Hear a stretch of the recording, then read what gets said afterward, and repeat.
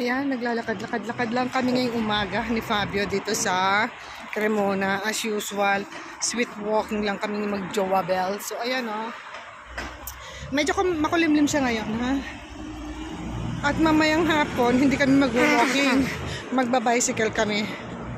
Dahil this morning naman naglakad na. So, walking muna kami.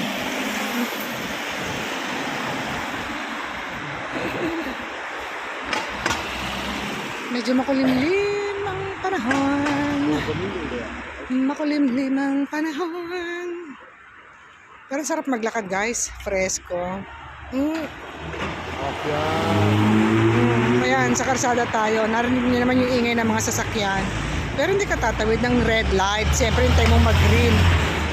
Kung gusto mong mabuhay ng matagal, hintay mo mag-berde. Magkulay green yung traffic light. At saka ka tatawid. Siyempre, pindutin kaya natin ito. O ayan, nag-green na.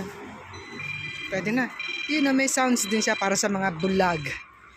Mga bulag at bingi, deaf and blind. Meron din siya. Ayan, sama kayo. Lakad tayo, ha? Inuubo-ubo pa rin ang aking jowels. Pero okay na siya ngayon.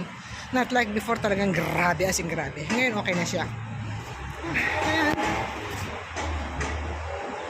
Ano bang pag-uusapan natin? Uy, mag-ingat-ingat kayo sa mga pinopost nyo, ha? Yung mga caption na ilalagay nyo, baka mamaya ma-demonetize kayo. Ingat-ingat. May nababasa ako tungkol dito sa ating isang big content creator.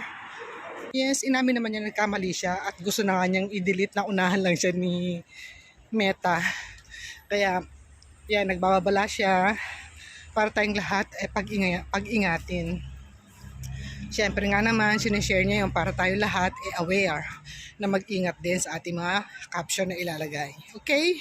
Paminsan-minsan manood din kayo, kasi kayo ng mga tutorial ng mga big content creator para at least aware kayo sa mga nagaganap dito sa social media. So yun lang. Ingat-ingat din pag may time.